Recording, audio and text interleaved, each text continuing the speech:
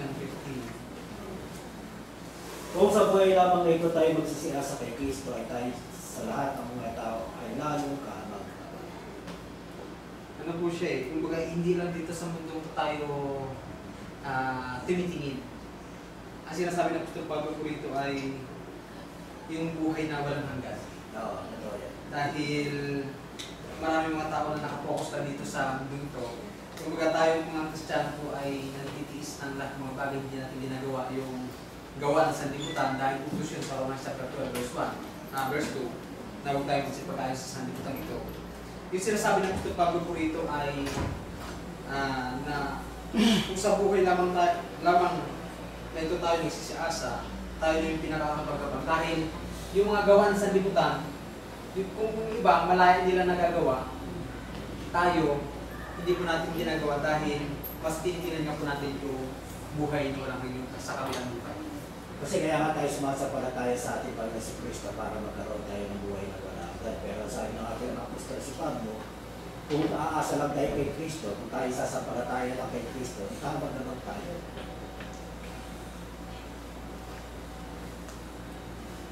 Meron bang pula kay Kristo? Wala po. Wala. So, anong kahulugan? Ang diretso yun ang kahulugan kasi nito, kung walang pagkabuhay na magaguli, tayo sasampalataya sa ating Panginoon si Kristo habang tayo.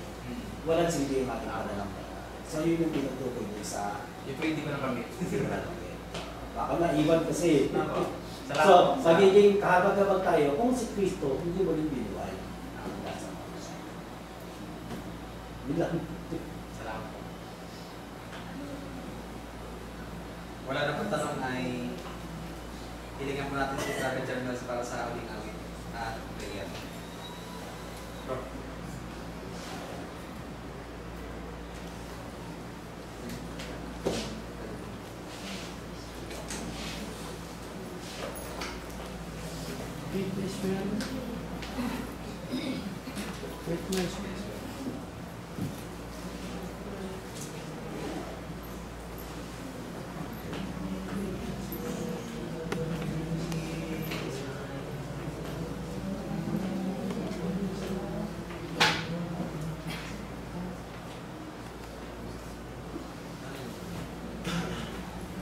When peace like a river attended my way. Ready? Sing. When peace like a river attended my way. When sorrows I see below strong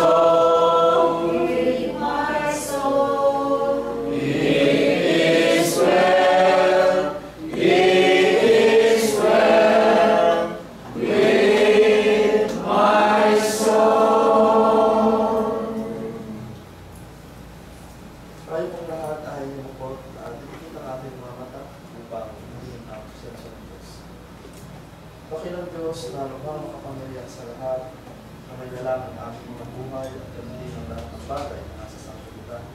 Taos puso po ang aming pagpapasalamat sa iyo, Panginoon, sa umagang ito, na ipinagkaloob mo sa amin ang buhay at kalakasan upang magkatagpo ang aming mga landas na magkakapatid sa tamang ito upang puriligtas sa palatayanan sa Espiritu at Katotohanan. Dakilang Diyos, kami po ay nagpapasalamat din sa biyaya at pagpapala ng tanggap namin sa mga nagdaang araw at ganun din sa mga biyayang darating pa, ay taos puso po namin ipinagpapasalamat ito, Panginoon. Sa kaligtasan na ipinagkaloob mo sa mga nagdaang araw, sa lahat ng aming mga pinagpapagalan, sa lahat ng aming mga trabaho tinasikaso, Panginoon, ay ipinagkaloob mo ang kaligtasan, hindi lang ang bawat isa sa anumang pangalan o kapahamakan. Kaya kami nalilin ko sa umagang ito na sumasampalataya sa iyo gamit ang aming mga pisikal na Panginoon. Salamat po, Panginoon, sa natapos na pag-aaral sa umagang ito, na nagampanan po namin ang pag-aawitan, ang pananalangin, at yun din ang sentro ng gawain na alalahanin ang pagkamatay at muling pagkabuhay ng iyong anak na si Kristo. Gawain ng karapat-dapat ang bawat isa sa amin sa iyong harapan, Panginoon. Kami po ay naliliklohod na humingi ng kapatawaran sa mga pagkakasala at pagkukulang na nagagawa mo namin sa araw-araw. Alam po namin, Panginoon, na kapatid mo talalangan ang lahat ng mga pagkakasala na nagagawa po namin.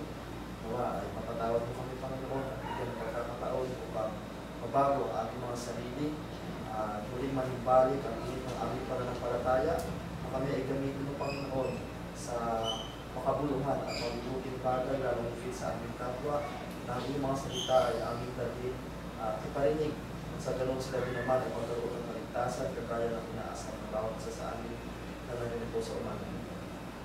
Panginoon, sa lahat ng suliranin na aming dinadala, nawa ay bigyan mo kami ng sapat na natatagan, sapat na kalakasan ng aming pananampalataya na may gumamit sa iyo. Nabigyan mo kami, Panginoon, ng solusyon sa lahat ng aming mga pinagdaraanan, lalo higit sa aming mga kapatid na wala sa umagang ito, sa anukuhan kong kadahilanan, nasa malig ng karamdaman, nasa iba't ibang suliranin. Alam po namin, Panginoon, na ikaw ang Diyos na nagbibigay sa kanila ng pag-asa sa kanilang mga puso.